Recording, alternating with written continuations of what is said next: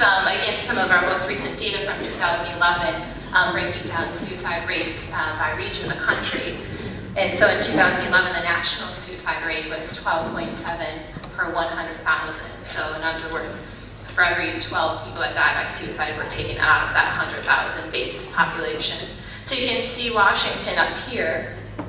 So your region is only second to our region here, coming from Denver, that Rocky Mountain, for in terms of leading with the rate for death by suicide.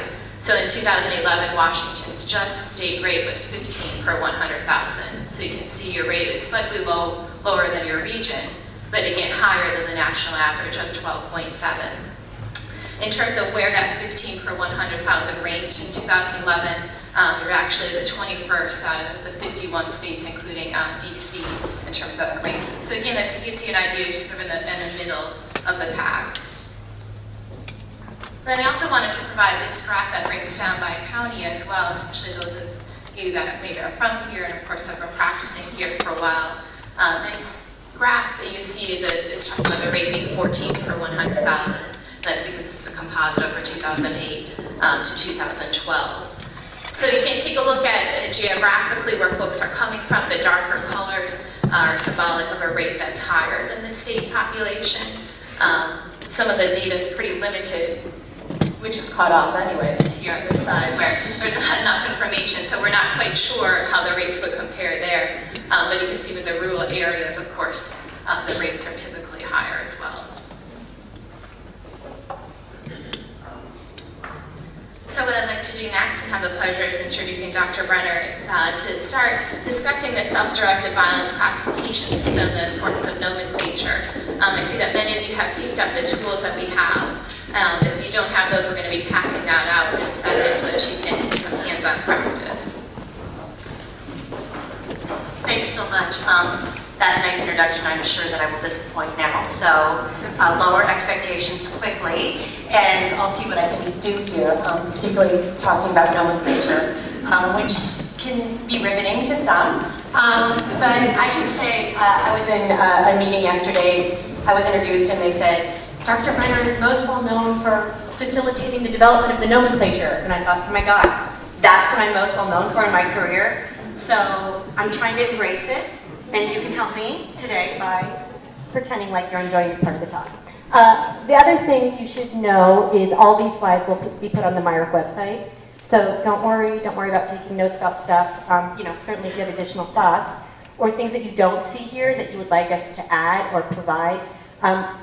Lots of the resources you're going to hear about today, links, many things are actually provided on our website, including lots and lots of information regarding the nomenclature. There's online training about the nomenclature. There's a podcast about the nomenclature. You can also order materials if you want to bring things back to your teams.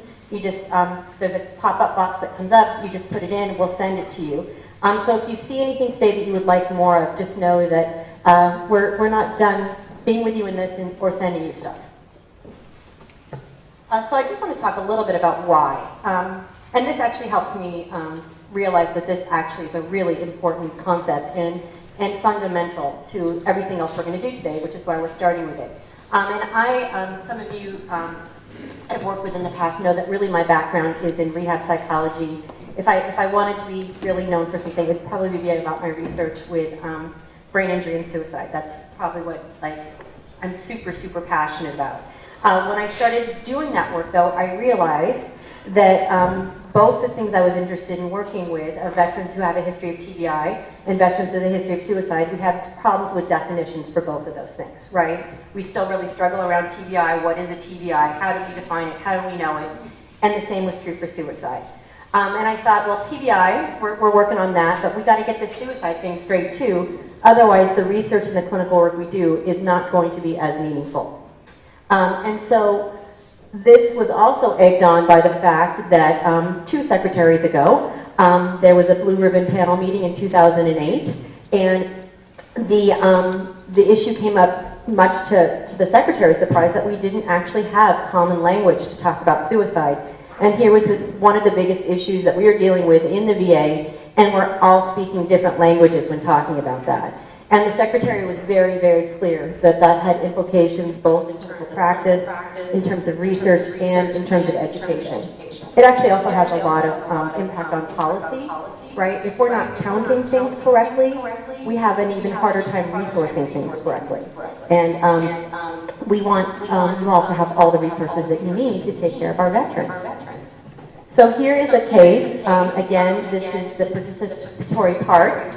This is a 28-year-old OEF-OI veteran who's brought to the emergency department by his boyfriend after telling his boyfriend that he'd been driving his motorcycle as fast as he could on the road. The veteran had dropped the bike and had road rash on his left leg. Tests were done at the time of admission to the emergency room. No drug or alcohol. He did report that he'd gotten in a fight with somebody at work earlier in the day. During triage, the veteran stated that when he'd been up in the mountains, he was upset and he wished he were dead, but now he really just felt better and wanted to go home. What would you call this? How would you document this? Remember participatory part? You wouldn't document it. Okay, well that's a problem that we'll talk about later, because you definitely want to document clinical care. Any ideas what you would call this? Okay. High-risk behavior. Is it a suicide attempt? Raise your hand if you think it's a suicide attempt. Okay. Raise your hand if you think it's ideation. Raise your hand if you think it's just a bad choice. Okay. Raise your hand if you really don't know how to document it. Okay, I really did not see all the hands in the room. So I don't know, what are the other options? But I'll go on from here. And this is the reason we need a nomenclature. The other thing is we do have really big problems. Is the sun on it? Yeah. Okay, can you see it? Awesome. Okay, so we do have issues with the language of self-directed violence. We call same things, same behaviors, same thoughts, different things. We use words like completed suicide attempt, right? Or completed suicide. Usually when I'm completing something, it's a good thing, right? When I complete my homework, or I complete an article, or I complete something, it does have a positive connotation. So we might just want to think about kind of patient-centered language, and is that truly the most patient-centered way to talk about suicide? I prefer dying by suicide. That's just a more patient-centered way to talk about it. Some of our language is quite judgmental, like parasuicidal gesture. When you read parasuicidal gesture in a note, what do you think? Borderline personality disorder, right? That's our secret language, how we talk to each other, right? We do that a lot. And again, we have all these synonyms. So failed attempt, fatal repeater, hastened death, intentional self-murder, self-slaughtering, self-murder. And if we're using all of these things to describe same behavior, we are certainly not going to be on the same page in terms of treatment planning, which is really the main thing we're talking about today. So this is just well on. But there's the same for suicide attempts. We have many, many different words we can use. So here's some of the unacceptable terms, and I'm going to actually go through these. I think there would be preference with a patient-centered practice not to use these terms. Completed suicide, failed attempt, failed completion, right? That makes it sound like it's a bad thing, and that's actually we're happy, right, that they didn't die by suicide. A manipulative event, I think anytime in the chart where you're writing about manipulation, my vast preference would be to begin to understand the function of behavior, right? People do things for reasons. Even if those things are not my first, second, or third choice for them or for anybody, even if they seem really out there, people do things for reasons. So if we could stop using those kinds of terms when we are talking about suicide, I think that would be a big step forward. So to sum up the problem, that we use a number of different terms, both in clinical practice and research.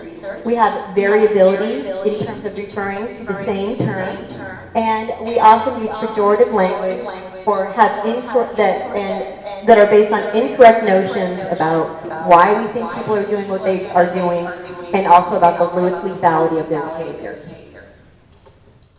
Okay. In terms of clinical implications, we really want to make sure that we can improve clarity, precision, and consistency when we talk about suicide. And that's both like within your own practice. You want to be really clear that you are thinking about patients in a similar manner across all the patients that you see and all the patients that you see over time. I know most of you, or many of you who have large caseloads here, see people and then maybe you don't see them for a really long time, right? And you may not, you're good, but you may not remember every single detail about them, about their behavior. But if you are in the practice of documenting suicide in the same way over time, you can be sure that you are assessing in the same manner you were 2 years ago, 5 years ago, 10 years ago, when that veteran comes back. It's also very helpful in terms of communication amongst clinicians. So the classic example is somebody does an intake in the ER, they document one thing, like the gentleman that crashed his bike and then was in the ED. One person documents that in the ED as a suicide attempt, and let's say he's hospitalized, and then somebody on the unit hears the story and they think, that's not a suicide attempt, that's just risky behavior. So they document risky behavior. And then the resident comes in over the weekend, and what are they to believe? Right? And this creates large problems in terms of cohesion and providing care that makes sense to people. It's also very important in documentation. If you are clear, and that's our hope today, that you are clear about why you're doing what you do. And we're going to talk about a lot of things today that really interfere with us being as clear as we need to be. But one thing we can all be really clear about is documentation. And I promise you, the odds of anything really bad happening go way down if you document well, consistently, and in an evidence-based manner. That's one way you can really protect yourself, and we'll be talking more about that over time. Finally, I think it is really important that the language that we use around suicide is patient-centered. And I've said that several times today. And interestingly, I was in a meeting yesterday where there was folks from the UK there, and they were talking about suicide and what suicide is like in the United Kingdom. And first of all, nobody talks about it, right? Nobody talks about it at all. And also, this is an interesting sidebar. If they are going to have like a suicide or a suicide attempt on a soap opera, they actually have to have mental health consultation prior to that being run. And they have to run help numbers after it is run. And so it's just a very different relationship to suicide. And I think in the same way, our relationship to suicidal behavior is evolving over time. And certainly one example, I think, is the recent death of Robin Williams. I saw a number of very compassionate, human-centered posts regarding that death. And no one really was shying away from the fact that he died by suicide. And I think that that's a really important thing for us to bring to our communities. This is something we can talk about, and we don't need to pathologize patients.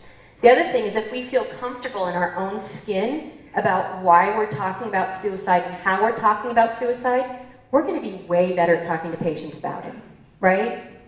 If we have a common language, if we're not using pejorative language, right, you would never say something like, well, you know, you might say it at some point. I can imagine when I might say it too. But you know, you probably wouldn't lead with, that was a really manipulative gesture, right? When you were meeting with a patient, that's not the language you would use. And also, just remind you, more and more patients have access to their medical records, and they read about what you write about them.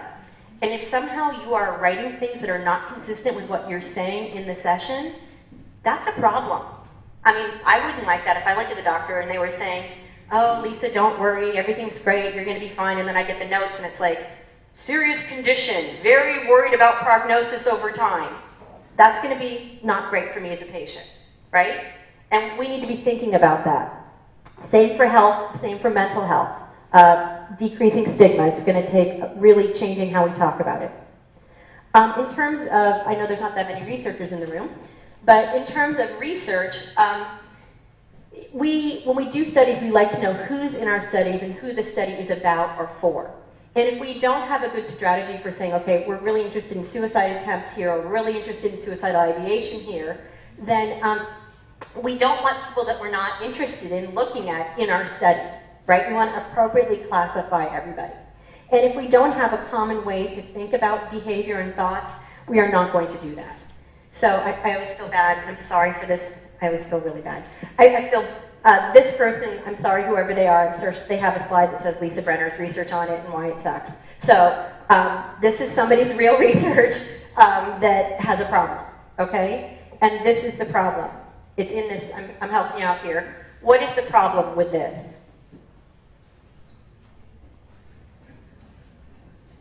Can you read it? Oh, you're supposed to tell me. All right, charts of 311 consecutive psychiatric ER patients were reviewed. Suicidal behavior was considered present if current suicidal ideation or attempts within 24 hours or during the emergency evaluation were noted. Okay, so remember, we're trying to think about the differences between ideation, thinking, thoughts, and behavior. So I'm going to read it again. Suicidal behavior was considered present if current ideation or attempts within 24 hours. Okay? Do you think of ideation as a behavior? Would you treatment plan the same way for someone who is having ideation or an attempt? No. That's the problem, right? We want research that actually speaks to what we're doing in clinical practice. We don't want to, mush groups together to give us findings that are not generalizable or we don't understand how to apply. So we certainly have been using the nomenclature in our practice. So what is a nomenclature? It's a set of commonly understood, widely accepted, comprehensive terms that define a basic clinical phenomenon. And it's based on a logical set of necessary component elements that can be easily applied. Now, you'll start to see pieces of nomenclature. I need to tell you that this was like, if you know me, you know that I do have a slight bit of obsessive compulsive disorder, which I think is quite functional. And this project was great for someone who has OCD, because we really had to think about how do terms not overlap, how can terms be unique, how can we cover the whole continuum of thoughts and behaviors. The purpose of this, again, is supposed to enhance clarity. You're supposed to be able to apply it across clinical settings. It can be theory neutral, you can be a behaviorist, you can use psychodynamic theory to conceptualize cases, but you can still use this nomenclature. It's supposed to be culturally neutral. I'm willing to argue that one. That seems a little bit more difficult to me. And this is the most important thing. There is a best answer for each thing, right? There are mutually exclusive terms that encompass the whole spectrum, and hypothetically there is a best answer. I love that. I love it when there's a best answer. So part of what we're trying to do is get to the best answer that other people will understand, and understand why we got to that answer, right? And I'll highlight that again when we get to the concept of suicidal intent. We talk about suicidal intent a lot. And I realized, and I'm supposed to know things about suicide, and I was when I worked on this, I realized I didn't know what suicidal intent meant when I was developing the nomenclature. If someone said to me, please define suicidal intent, I would have had a very difficult time doing that. It's exhaustive and exhausting. That's a classification system. And the classification system, it helps us differentiate, it's cut points between thoughts and behaviors. So we developed this in collaboration with suicide experts, and we tried to make it feasible, and I'll tell you in a minute about things that we did to do that. It was based on research, theory, and clinician feedback. We did it in collaboration with the CDC and CDC, and we did pilot testing.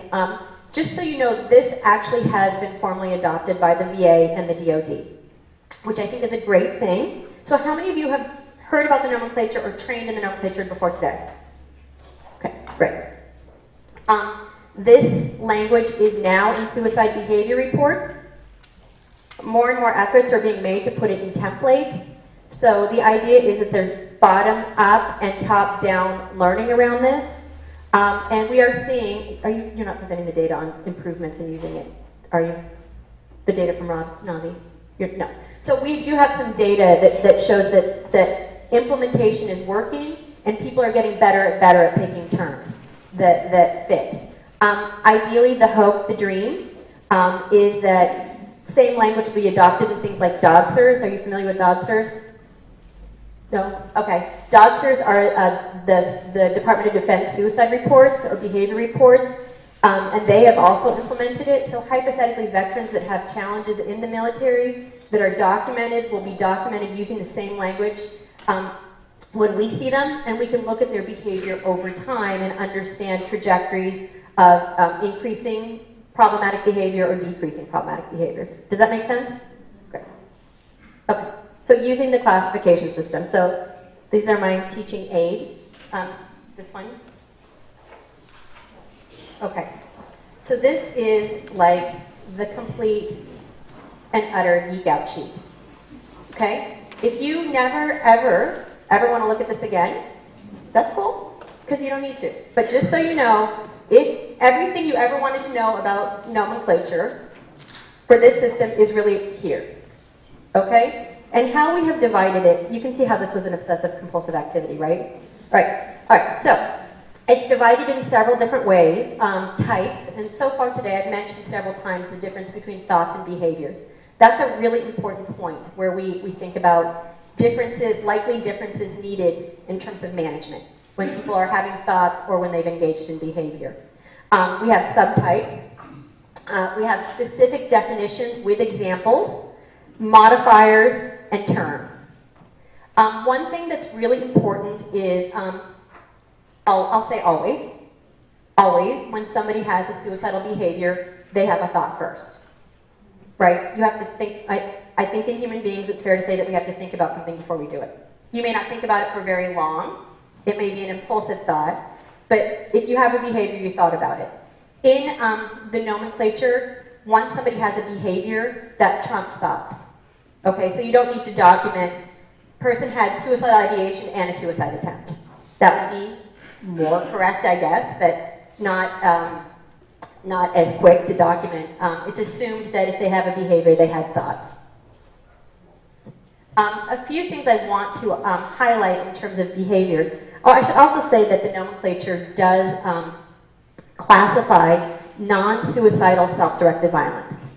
Right? So what's an example of non-suicidal self-directed violence? Cutting behavior. Did I hear that? I did bring that. Okay, cutting behavior. Right?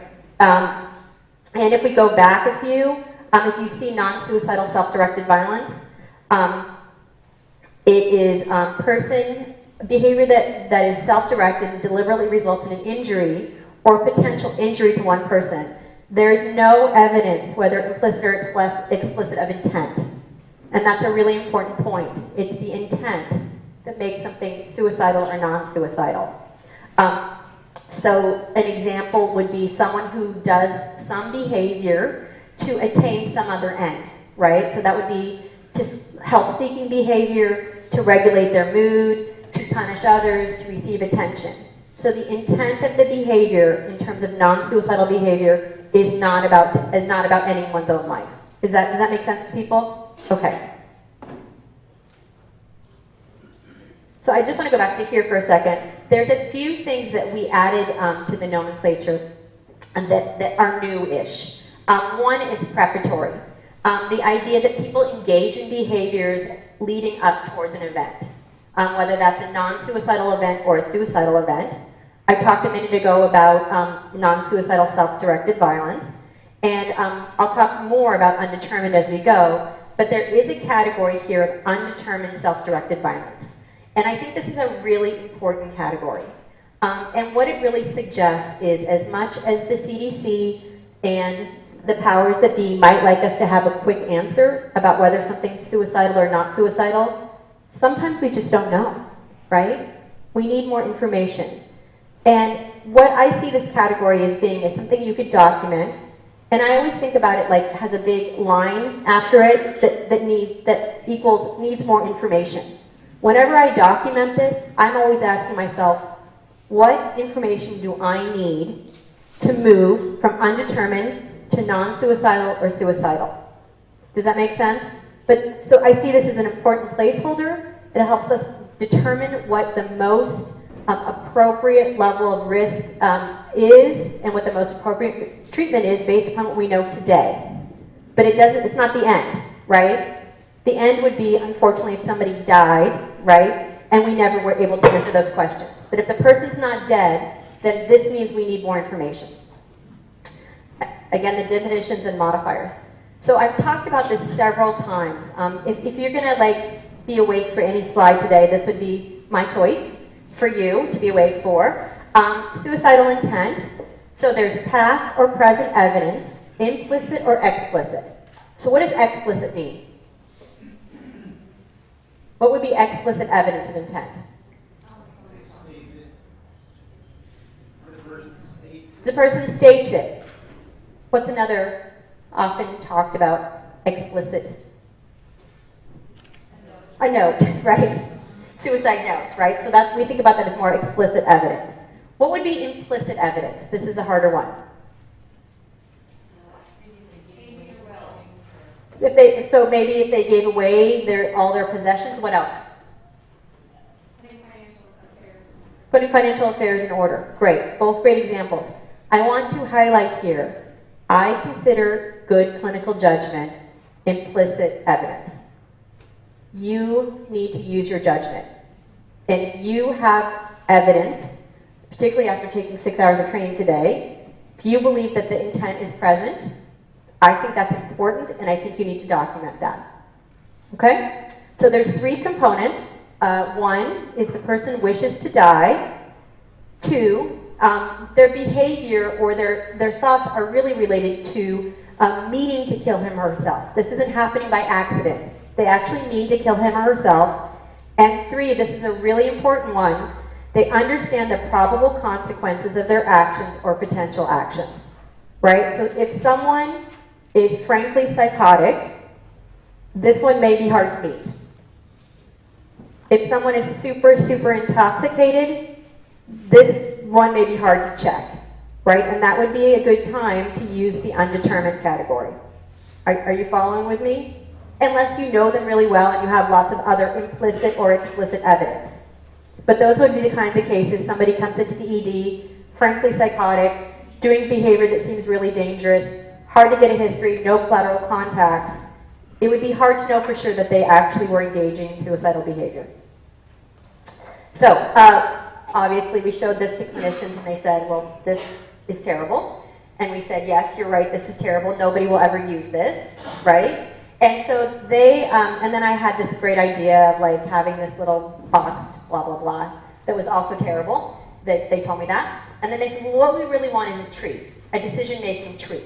And I was like, oh, okay. So you have this in front of you, right? Yeah? Okay. And the idea with this is you just have to answer a few questions to get to one of the many terms.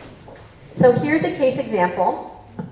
You're working with a depressed client, and you ask if she's ever has thoughts of killing herself. She says, well, sometimes the thought pops into my head, but I would never do it because of my kids. Okay? So you begin with the questions at the top. Are you with me on the questions? Does anybody not have this that would like to have one handed to them? Okay. Is there any indication, think about this case, is there any indication that the person engaged in self-directed violent behavior either preparatory or potentially harmful? Yes or no? Yes or no? No. Do people see where I'm at? Okay. Is there any indication that the person had self-directed violence-related thoughts? Yes. If yes, proceed to decision tree A. Okay. Were or are the thoughts suicidal?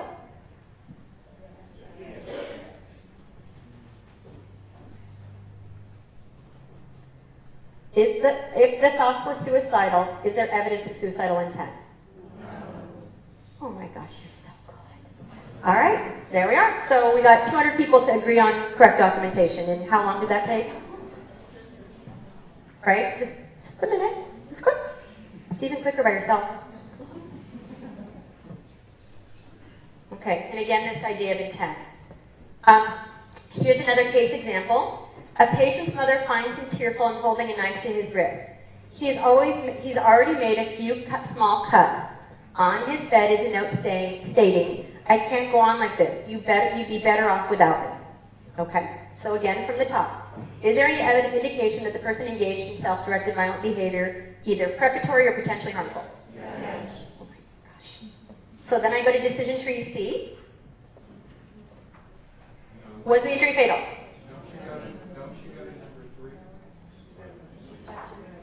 Question 3.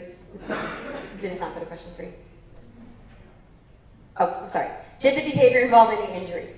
Thank you. Yes. See? Okay.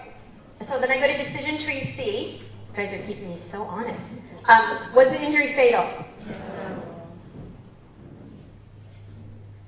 Was the behavior interrupted by self or other? Yes. Is there evidence of suicidal intent? Yes. Okay. And so, the correct term, most correct term, I heard no, but there is a suicide note. You could say undetermined if you wanted, that would not be not correct. But I think consensus over time, and we've presented these a few times, is suicide attempt with injury interrupted by self or other. That would be the most correct. Okay? Now, you're thinking, okay, I don't want to use this table in my office because it's too much of a pain. I don't want to order any clipboards from Lisa, so I can use a clipboard that the VA will pay for in my office. So I'm going to pull it up on my computer, and we do have a tool online that does this for you. You just answer the questions online, yes, no, yes, and it gets you to there. And that link is on our website. It's like an app, but it's not really an app. It's like an embedded app into the website. It's embedded, and you can also have it on your cell phone in case you have an iPhone 6, big one, you could actually see, which I'm getting. Okay, so, all right, last example. A 75-year-old veteran loses his wife to cancer. Within hours, he purchases ammunition for a handgun he's had for years and contacts his attorney asking to revise his will.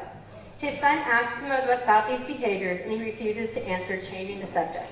Okay, so is there any indication that he engaged in self-directed violent behavior, either preparatory or potentially harmful? Yes. And this is the preparatory part we're going to talk about more. Did the behavior involve any injury? No. You guys are going to be like the best documenters in the land. We're going to want to study you're on it. Was the behavior interrupted? Was the behavior preparatory only? Yes. Okay, so again, let's talk about preparatory behavior. These are acts or preparations towards engaging in self-directed violence, but before the potential for injury has begun. This can include anything beyond a verbalization or a thought, such as assembling a method, buying a gun or collecting pills, or preparing for death by one's suicide, like writing a note or giving things away. I should say that we have not yet linked each of these terms with level of risk. That being said, this is riskier than thoughts in my mind, right? When somebody moves from ideation to behavior, this kind of behavior, it requires a different level of intervention. Okay, the other thing that people always want to know is where is the line between an attempt and preparatory behavior, right? And spent a lot of time thinking about this and talking to people about this. And the key term, the key phrase here is preparation towards behavior, but before potential for injury has begun. Okay? So I want to talk just about a loaded gun and an unloaded gun. Okay. A veteran has an unloaded gun, and they put it in their mouth. Preparatory behavior or suicide attempt. A veteran has a loaded gun, and they put it in their mouth. Suicide attempt. Okay, you can like it or not like it, that's the line. Okay? When somebody does something that is very potentially dangerous, that's the line we've drawn. You may think it's arbitrary, but some lines we just need to draw. And I would say that, again, the most important part with this is my level of intervention for somebody who's putting a loaded gun in their mouth is different than for somebody who's putting an unloaded gun in their mouth. So back to this gentleman. He has We have a timeline. He has a number of preparatory behaviors, right? Things that he does before, right? He purchases ammunition for a handgun and he contacts his attorney. That's all the preparatory behavior that's happening before any suicide-specific attempt behavior has occurred. So, was the behavior preparatory only? Yes. Is there evidence of intent? So people have said yes and no here. Suicidal self-directed violence preparatory would be, I think, the most clinically useful term here. Okay? But if the veteran had never purchased ammunition and had just gone to their lawyer, right, then you might want it to be undetermined. Okay? Does that make sense, that switch? And again, I mean, the most important thing is that we're using same language and we're thinking out these decisions, right? There is still human variability, context, and that's all going to matter. So in this case, now we've changed it again. The 75-year-old veteran loses his wife to cancer. Within hours, he purchases ammunition for a handgun he's had for years, contacts his attorney, and revises his will. His son asks him about these behaviors, but he changes the subject. So we're up at preparatory behavior there still, right? 1 week later, he dies by a self-inflicted gunshot wound, right? So then we would move, that's bad, right? No one likes that. So then we would move to decision tree C, where the injury is fatal and likely evidence of suicidal intent, and we would move to suicide, right? We wouldn't necessarily need to document the preparatory behavior there, because we have something kind of lower that is more serious to document.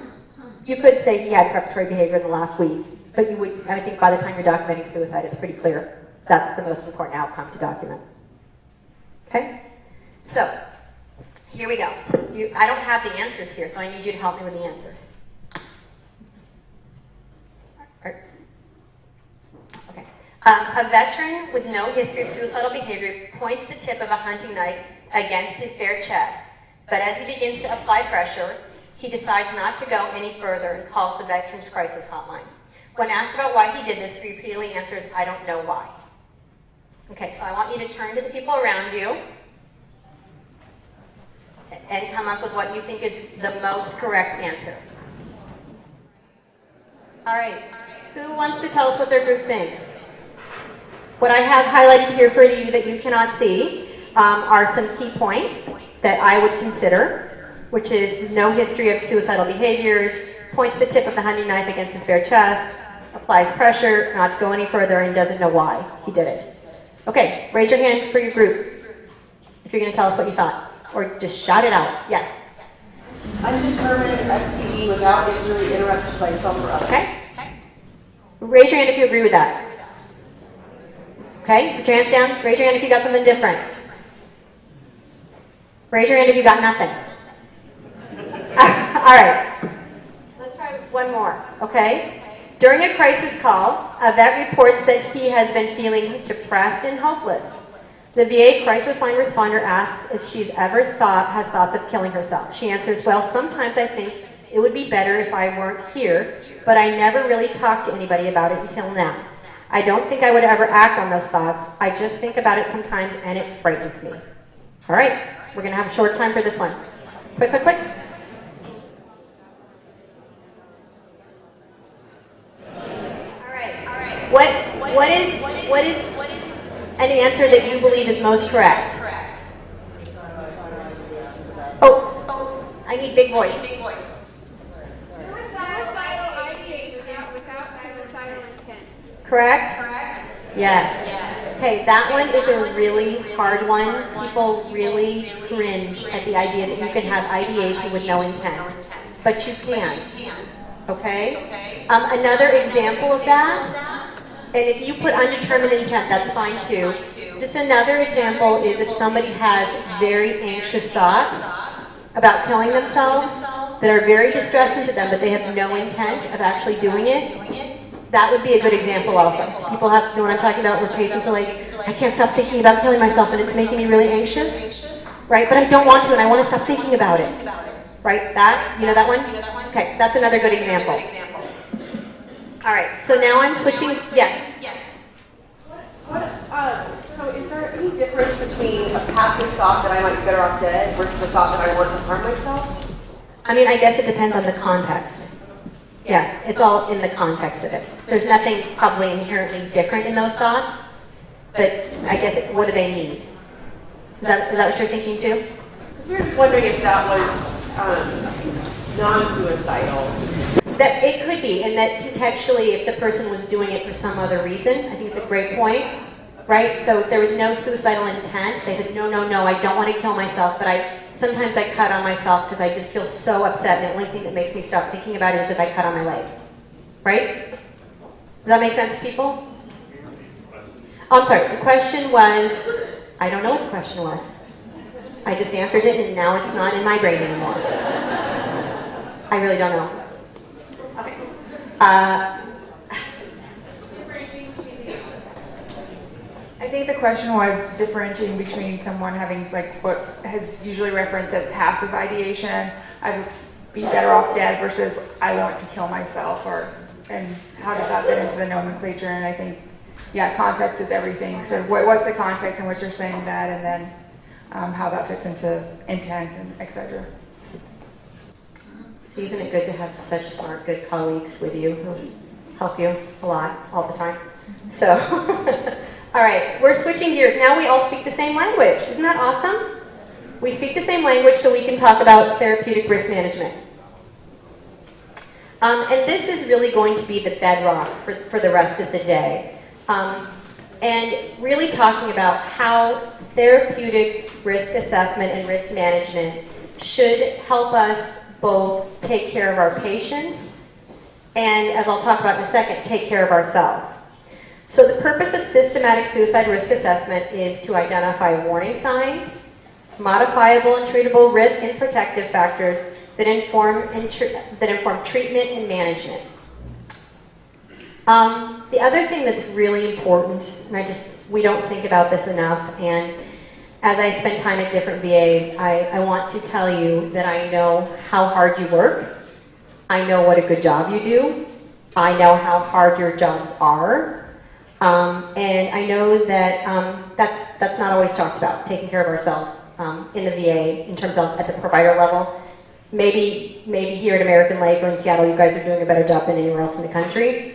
But I think this is just a hard one right now. And we need to stand together as clinicians and say, okay, to take good care of our patients, we need to take care of ourselves. And risk management, I know we don't like to talk about risk management, right? Because that's not like warm and fuzzy clinical practice. But risk management is really part of our practice.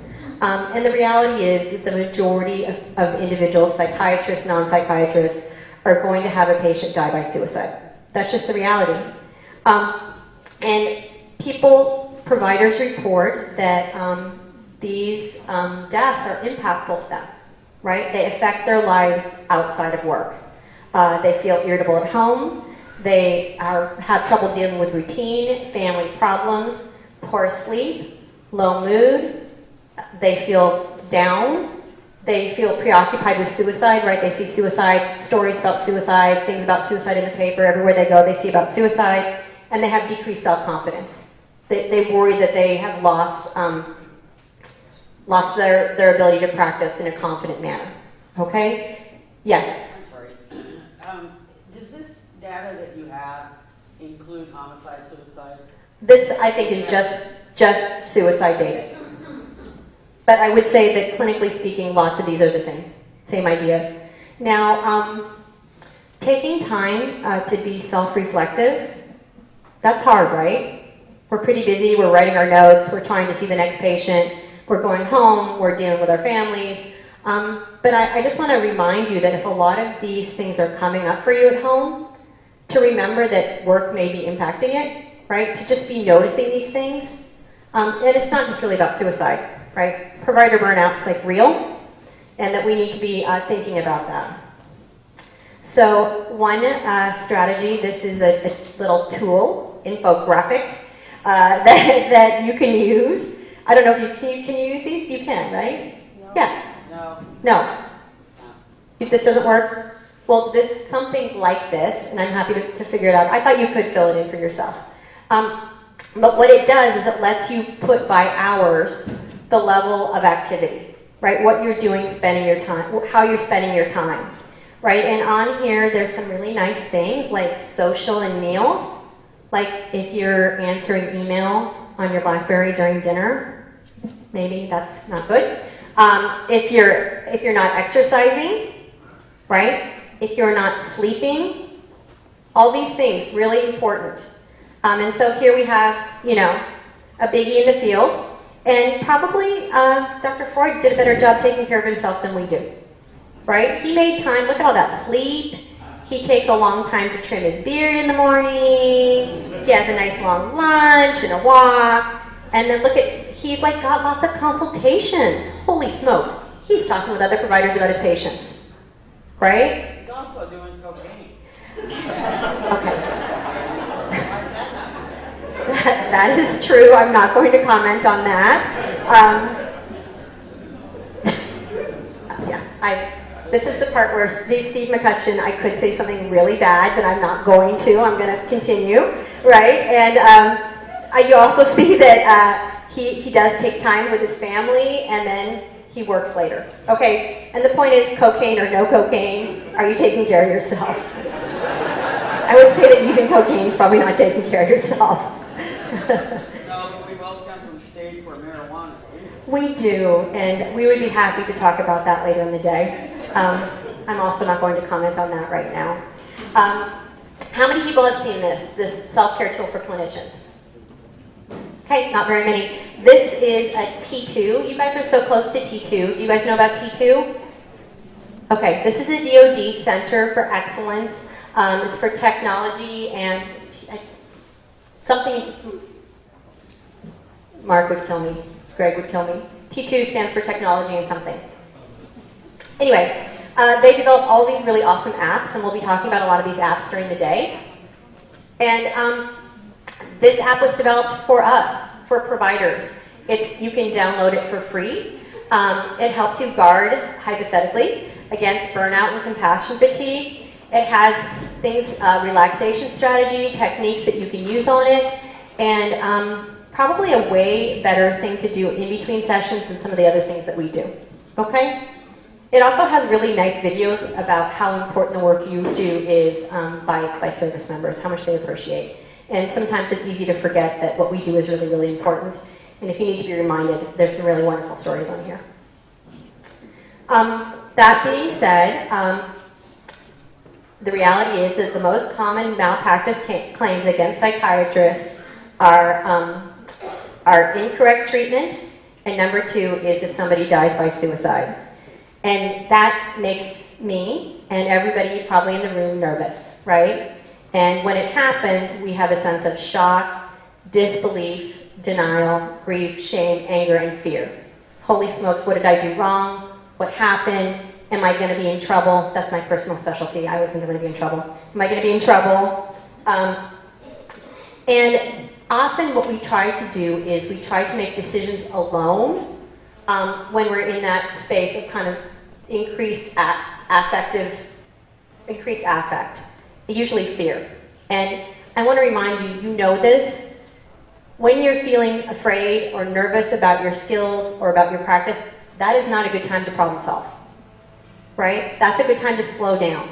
And I think sometimes we forget that most things that happen, we can take a little extra time.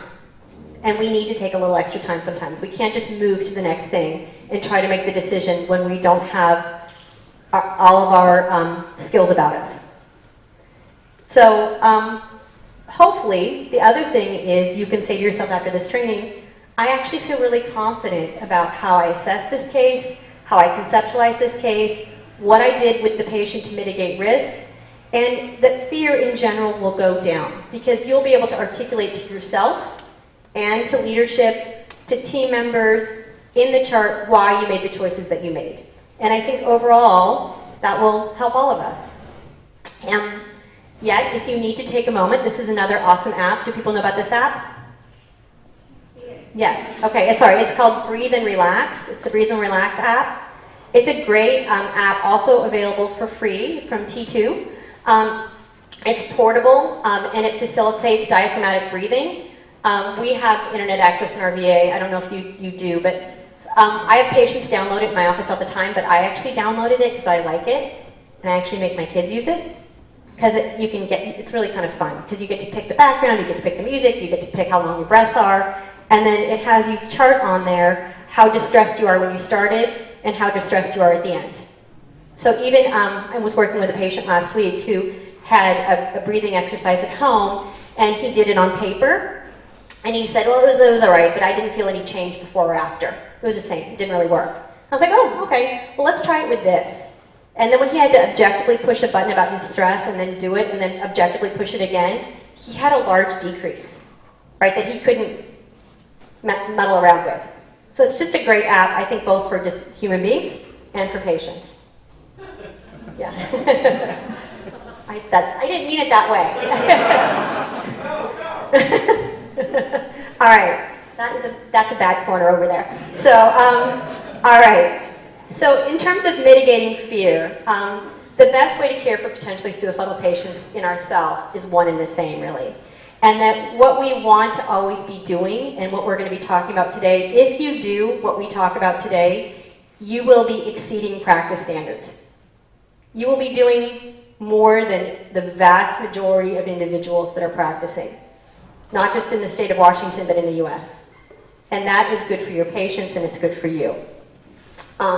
What we're going to be talking about today is clinically based risk management that's patient-centered. It supports both the treatment process and the therapeutic alliance.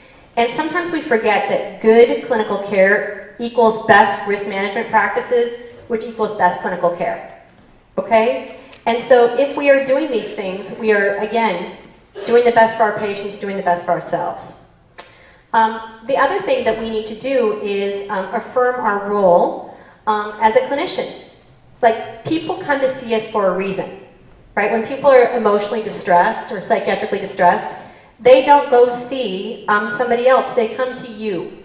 And they come to you because they expect that you will know what to do for them, right? You will know how to help them. And what we want to do is try to provide you with tools so that when a veteran does come in and is suicidal, you're not thinking, holy smokes, what should I do with this person? What's the next thing I should be doing? You feel very confident in your skills and abilities as a clinician to identify evidence-based strategies for assessment and treatment. This requires really some working knowledge about legal regulation of practice and to inform appropriate clinical management techniques. Also, therapeutic risk management, which we're going to talk about. The opposite of therapeutic risk management is defensive practices. And we can practice really defensively. Do people know what I mean by that? When we're doing everything possible at all costs to make sure the patient is safe, right? Do you know what I'm talking about? So the patient gets to stay in the inpatient unit for a very, very, very long time, because then we are sure that they will do nothing to hurt themselves, even though they can in an inpatient unit. Right? Okay. And so what we're really trying to do here is balance good clinical practices and the ethical principles of autonomy, non-malfeasance, and beneficence. And just as a reminder, these are really important concepts. And sometimes we kind of, again, say words that we don't really know what they mean, and we don't think about how they can ethically help us guide our practice. So autonomy is the idea that we really do want people to be able to make decisions for themselves as much as possible, right? We don't want to take away people's rights. We really want to provide our patients with a sense of self-efficacy about their lives and the care that they're getting. We also don't want to do any harm, right? First, do no harm. And then we also want to make sure that we are doing actions that benefit others. And that could be about removing harm or improving the situation of others. Sometimes I think we do get confused about the others that we're trying to help, right? So to be really, really clear with ourselves about who all the stakeholders are, right? There's the patient, there's you, there's the patient's family, there's the mental health clinic lead, there's the suicide prevention coordinators, There's folks who might have to report something up to central office. There's the people that work at the licensing board, right? There's your coworkers, right? And just to be really, really clear that we're making decisions with all the stakeholders in mind, you included. And I think that probably the easiest person to lose track of, the two easiest people to lose track of are you and the patient in some of this. And I know that there's been a culture of fear in the VA around suicide, maybe not here, but in big VA, some culture of fear. And I really am hoping that you feel confident after this training today to be able to articulate again why you're doing what you're doing and who you're doing it for. So to be clear that you're taking care of yourself and your patients. If you do that, you'll be taking care of the VA. You don't need to worry about the VA if you're taking care of yourself and your patients, right? It's also important to note this idea that defensive practices may compromise a number of things, like around privacy, right? When we make decisions for people and tell other people information about people, we may be compromising autonomy. First, do no harm. Do we just pretend like business as usual every day? So do we just prescribe 90-day refills for everybody without thinking, hey, is 90-day refill really the best idea? I mean, I know it's what's in the computer and it's what's easy, but am I first doing no harm and thinking maybe 30 days is better? 10 days is better? Actually, I'd like to have this patient get their medication every day for a little while, so if they want to remain outpatient, which helps facilitate autonomy, they get their beds every day here.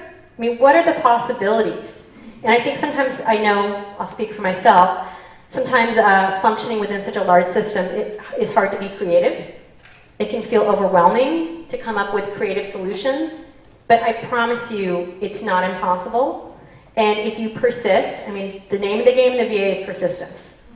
Almost anything is possible that's legal or ethical in the VA, right? If you persist. The other thing is just about means restriction. How, in terms of the idea that why are we doing something for somebody in terms of the benefit? Are we taking away their guns because that makes us feel better? Does it make them feel better? Who does it make feel better? And really trying to weigh protective and risk factors. So the idea that the reality that if I hospitalize somebody, they may lose their job. And that actually may cause really long-term problems for them and for me, really. So is there a way that we can maintain their safety? It might feel a little less safe. It's not super safe because they're outpatient, but is there an appropriate way to maintain their safety and not hospitalize them so they can maintain their job? And defensive practices also do compromise long-term progress with the patient, and I think primarily related to interfering with the therapeutic relationship. So I want to talk about bad outcomes for a second, and this is really, really super important that I say this is Lisa speaking for herself. This is not Lisa speaking for VA, okay? So, bad outcomes. Oncology, what's a bad oncology outcome? Death, right? Does any oncologist in the world expect to practice and not have people die by cancer? No, right? Every oncologist in the world, I guess unless you had a super, super special practice, I can't even imagine what practice that would be. But people expect that people will die. We do have efforts in the US, and there are some very promising programs that do, the goal is zero suicide. In fact, if you're interested in this, there's a great website that's called Zero Suicide. That being said, Lisa, not the VA, wants to tell you that you can do everything right, I mean everything right, and have a patient die by suicide, right? And that is part of the autonomy piece. You know this, right? And it's really important that we talk about that. Unless we are going to have people be in a very restricted environment for very, very long periods of time, I don't think we're at the point where we can 100% ensure that people are not going to die by suicide. And I think we need to be able to talk about that with each other, right? It's not always that you did something wrong. It could just be that the person was very, very suicidal and very intent upon dying by suicide. And they have rights in a country where people have autonomy. So I want to really just push us to think about what we think a bad outcome is. Is a bad outcome resistance to treatment? Is a bad outcome people dropping out of care? Is a bad outcome hospitalization? And I really want to push you on this one. We often think about psychiatric hospitalization as a bad outcome. I think hospitalization is a great outcome. Sometimes it's awesome, right? We have a program where we go into veterans' homes and do safety planning and care in their homes after they leave the hospital. And one of the veterans took many, lots of pills before the provider came. And the provider showed up and the patient was hospitalized. I was like, holy smokes, that was an awesome outcome for this program, right? He didn't die. He was there. We found him. He got hospitalized. Is a bad outcome having a grievance filed against you? Or legal involvement or death? And I think, I did say involvement of leadership. Are you trying to practice so that leadership doesn't get involved? And if you are, then I think we probably need to have some larger conversations about that, because that's probably not the good kind of defensive practice we want. Again, Lisa saying that, they're never going to invite me back here, but that's okay. This is really important, though, that we're talking about this together. The other thing is, like, never worry alone, right? If you are not sure, there is help out there for you. You've got awesome suicide prevention coordinators here, and there is the National Suicide Risk Management Consult Service. Who knows about this service? Okay, so this is a national consult service. It's actually staffed at the VISN 19 MIREC by people who think about suicide risk assessment all day. And what you can do is you can put in a consult. You can put in a consult by sending an email or making a phone call to this mysterious number that you can't see. But I promise we will come back to this slide. And you'll get a response back very quickly. And there'll be a clinician who you can discuss the case with. This is not a consultation service for veterans. This is a consultation service for providers. You can talk through hard cases. You can talk through assessment. You can talk through losses. We don't, at this point, report up to leadership about the specifics of any case. We don't actually keep notes. It's not chart notes, nowhere in the chart. And this is a confidential place for you to talk about your really hard cases.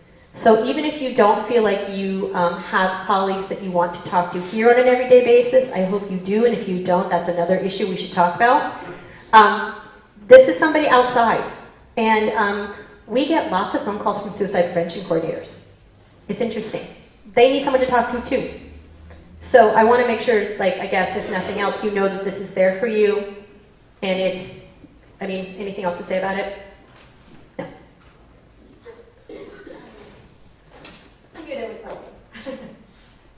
A lot of times, you know, people actually, like Lisa said, call just to go over, you know, their cases and go over their conceptualization and just have someone sort of validate that they're going about things the right way, and that can make a very huge difference. I know in terms of like having the ability to consult with others varies from facility to facility. Some providers are more isolated.